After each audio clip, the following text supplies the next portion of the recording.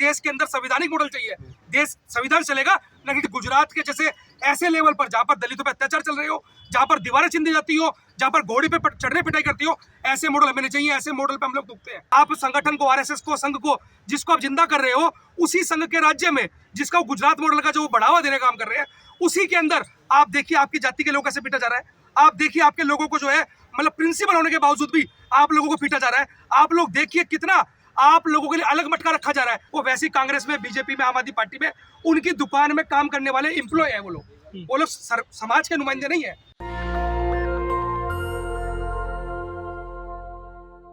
आज जब दलित जाग रहा है तो उन लोगों के पेट में दर्द उठ रहा है कि दलित अपने पैरों पर अपनी आवाज को कैसे उठा पड़ा है।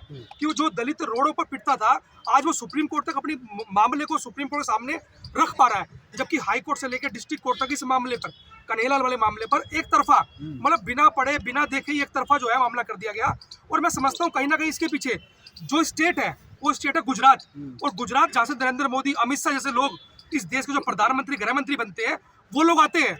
आपने देखा पहले भी कि जब ट्रंप आया था तो वहां पर दलितों की बस्ती के बाहर जो है बहुत बड़ी दीवार चिंदी गई थी। और आज जैसे बताया भी, घोड़ी चढ़ने पर या मूंछ रखने पर मतलब इतने ज्यादा एट्रोसिटी मामला बढ़ता जा रहा है। उसका एक ही कारण है कि दलित जो है गांव से लेकर शहर तक वो लगातार जाग रहा है। इसका कारण सबसे बड़ा ये है। मतलब पहले एट्रोसिटी होती थी तो लोग संज्ञान में नहीं लेते थे, चुप हो जाते थे। आज अगर एट्रोसिटी होती है तो लोग थाने तक जाते हैं, कोर्ट तक जाते हैं, इसलिए ज्यादा मामले प्रकाश में आ रहे हैं। ये सबसे बड़ी बात है कि दो दलित जाग रहा है, साथ साथ सोशल मीडिया है। आप जैसे जो लोगों ने जो हर छोटी छोटी बात को लोग सोशल मीडिया के माध्यम से नेट पे डालने लग गए, और हम जैसे लोग जो दिल्ली और पूरे देश के अंदर अपनी खबर, अपनी नजर बनाए हुए हैं, उस पर हम तुरंत संज्ञान लेते हैं। जैसे गुजरात वाला मामला हमने टाइम्स ऑफ इंडिया पे पढ़ा था, हम आज तक गुजरात नहीं गए, लेकिन गुजरात वाले मैटर को हमने उठा के हमने सुप्रीम कोर्ट लगा दिया। तो ये कहीं ना कहीं हम समझ पा रहे हैं कि पूरे देश के अंदर जितने भी दलित हैं, इस वीडियो को देख रहे हैं, सुन रहे हैं, वो आप लोग अपनी आवाज को हमेशा उठाएं। और आप लोगों के लिए हम लोग इंडियन दलित फोरम लगातार ग्राउंड से लेकर, रोड से लेकर कोर्ट तक हम लोग लगे हैं। लेकिन कहीं ना कहीं अगर आप लोग अगर दब गए, अगर आज आपने 75 साल की आजादी के बाद भी अपनी आवाज को नहीं उठाया, तो आने वाली जो पीढ़ी है, आने वाली जो नस्लें हैं, वो कहीं ना कहीं हमारे को जो है दोषी साबित करेगी। हम वो नहीं चाहते हैं। आप कह रहे हैं कि दोषी साबित करेंगे। अभी भी बहुत सारे लोग हैं जिनका शोषण, अत्याचार हो रहा है, नहीं बोल पा रहे हैं, डर है, गांव में रहना है, उन्हीं के खेतों में काम करना है। तो ऐसे जो गुर्बत में लोग अभी भी जी रहे हैं, उनके लिए क्या जो आपका संगठन इंडियन दलित फोरम, वो क्या उनके लिए कुछ प्लान है? हाँ, बिल्कुल मैं उन लोगों को बोलना चाहता हूँ जिसके पास भी अगर ऐसे मामले हैं, जो एट्रोसिटी से रिलेटेड मामले हैं, आप लोग हमसे संपर्क कीजिए। हमारा नंबर जो है स्क्रीन पे आप लोग डाल दीजिएगा।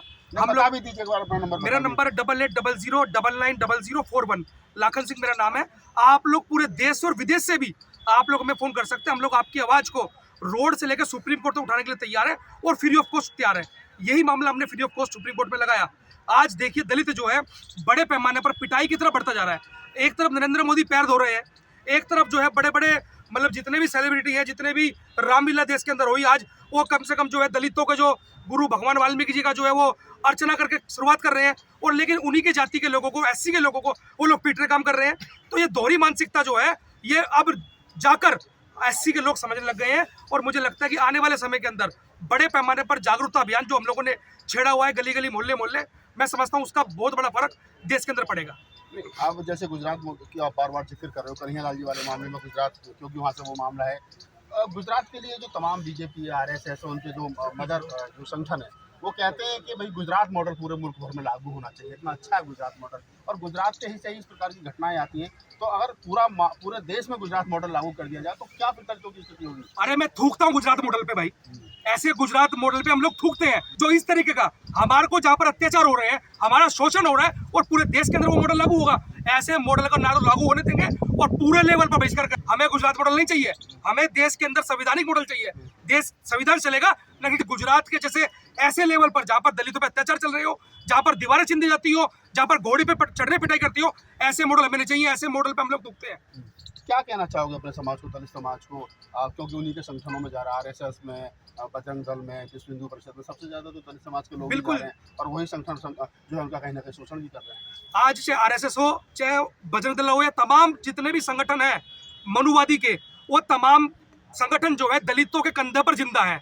मैं आप लोगों से बोलना चाहता हूँ, मेरे नौजवान साथी जितने भी हैं, आप लोग देखिए उसी गुजरात के अंदर, जिस गुजरात को, जिस आप संगठन को, आरएसएस को, संघ को, जिसको आप जिंदा कर रहे हो, उसी संघ के राज्य में जिसका गुजरात मॉडल का जो बढ़ावा देने का काम कर रहे हैं, उसी के अंदर आप देखिए आपकी जाति के लोग कैसे पीटा जा रहा है। आप देखिए आपके लोगों को जो है मतलब प्रिंसिपल होने के बावजूद भी आप लोगों को पीटा जा रहा है। आप लोग देखिए कितना आप लोगों के लिए अलग मटका रखा जा रहा है। आपको मटका छूने पर आपके 8 साल की बच्ची की हत्या कर दी जाती है। आपके मटका छूने पर अलग मटका रखा जाता है कि आप इससे नहीं, इससे पानी पिएंगे। तो इतना बड़ा षड्यंत्र, घोड़ी चढ़ने पर, मूछ रखने पर, घी खाने पर, भैंस पालने पर, अरे कितनी पिटाई हो रही है और फिर भी आप उन्हीं संगठनों के अंदर अपने आप को बढ़ाने का काम कर रहे हैं। मैं समझता हूँ कि जितना जल्दी हो सकता है आप लोग जाग जाइए और ऐसे मनुवादी संगठन को छोड़कर बाबा साहब डॉक्टर अम्बेडकर की थ्योरी को अपनाकर इकट्ठा होकर ऐसे मनुवादी संगठन को लात मारने का काम कीजिए। लेकिन लाखन जी 1989 में एक्ट आ गया था, एट्रोसिटी एक्ट।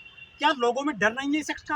वो डरते क्यों नहीं है कि अपराध करेंगे तो जेल जाएंगे, गैर जमानती ये अपराध होता है, फिर भी अपराध बढ़ते जा रहे हैं दलितों पर। एक्चुअली क्या है ना, शासन प्रशासन ने पूरा शह दी हुई है। जैसे ही आप लोग देखते हो बजरंग दल या विश्व हिंदू परिषद किसी का भी मामला थाने पहुंचता है तो ऊपर से फोन करके इतना प्रेशर बना दिया जाता है कि सामने वाला कुछ बोल ही नहीं पाता। और दलित लोग तो वैसे बेचारे जो है पूरे देश के अंदर शोषित है, पीड़ित है, वंचित है, ये कहाँ से अपनी आवाज उठा पाएंगे? आप देखिए गुजरात वाले व्यक्ति को भी हमने टीवी पे मतलब अखबार में सर्च कर हम लोग सुप्रीम कोर्ट पहुंचाया है। तो आप समझ सकते हैं कि कहाँ से जो उड़ीसा के अंदर, मध्य प्रदेश के अंदर, मतलब तमाम पिछड़े जो इलाके हैं वहाँ पर बिहार के अंदर किस तरीके वो अत्याचार सह रहे हैं। तो बड़ी मुश्किल से वो लोग, हम जैसे लोग उनको मिल जाते हैं तो ये मामला हवा में आ जाता है, वरना कोई मामला आने के तैयार नहीं है। कोटे से चुने जाते हैं आपके सांसद विधायक, वो तो आपकी हेल्प कर सकते हैं ऐसे मामलों में। वो किस लिए उनको अधिकार दिए हैं संसद में, विधानसभा में? काशीराम साहब बोलते थे कि एससी का सांसद, एससी का विधायक जब विधानसभा में हो या पार्लियामेंट में हो, वो सिर्फ मुंह भी जब खोलते जब उबासी आती है उसको। तो ये उबासी लेने के लिए सरकार के, ये हमारे नुमाइंदे नहीं है, ये सरकार के पिट्ठू हैं। ये पिट्ठू जो है वो अपने आप को टिकट बचाने के लिए, सीट बचाने के लिए ये लोग काम कर रहे हैं। हमारी आवाज को उठाने के लिए काम नहीं कर रहे हैं। हमारी आवाज को उठाने के लिए पार्लियामेंट में नहीं है। हमारी आवाज को तो हम जैसे लोग अपने आप दम पर उठा रहे हैं। अगर वो लोग काम करते तो मैं समझता हूँ कि गुजरात के अंदर बहुत सारे ऊना कांड हुआ।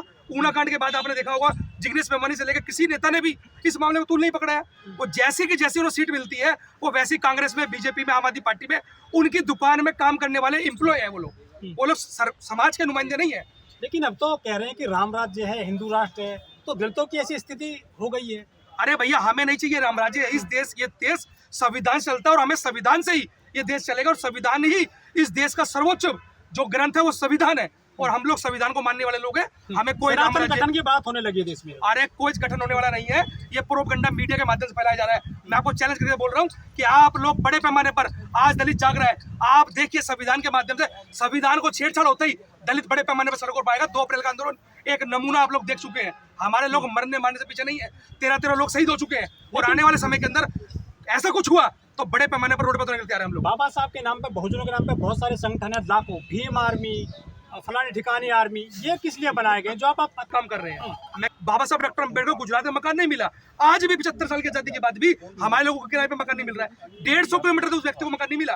तो आप सोच सकते हैं हम लोग आजाद भारत के अंदर है। आप लोग देखिए कितनी बड़ी, मतलब कितनी बड़ी स्थिति इस देश के अंदर पैदा कर दी गई है। विश्व गुरु है, विश्व गुरु नहीं है ये भैया, बिल्कुल। आप देखिए 150 यूनिवर्सिटी के अंदर 150 जो मतलब नंबर 1 यूनिवर्सिटी 150, उसमें एक भी यूनिवर्सिटी भारत की नहीं है। तो कहाँ से विश्व गुरु हम लोग? ठीक है, हम लोग कोई विश्व गुरु नहीं है। नेशनल दस्तक की आपसे गुजारिश है कि अगर इसको बचाना चाहते हैं तो नेशनल दस्तक को सब्सक्राइब करने के लिए रेड कलर के सब्सक्राइब बटन को दबाएं, फिर बेल आइकन की घंटी दबाएं। नेशनल दस्तक को बचाने के लिए बहुत जरूरी है कि हर खबर को शेयर करें, लाइक करें, कमेंट जरूर करें।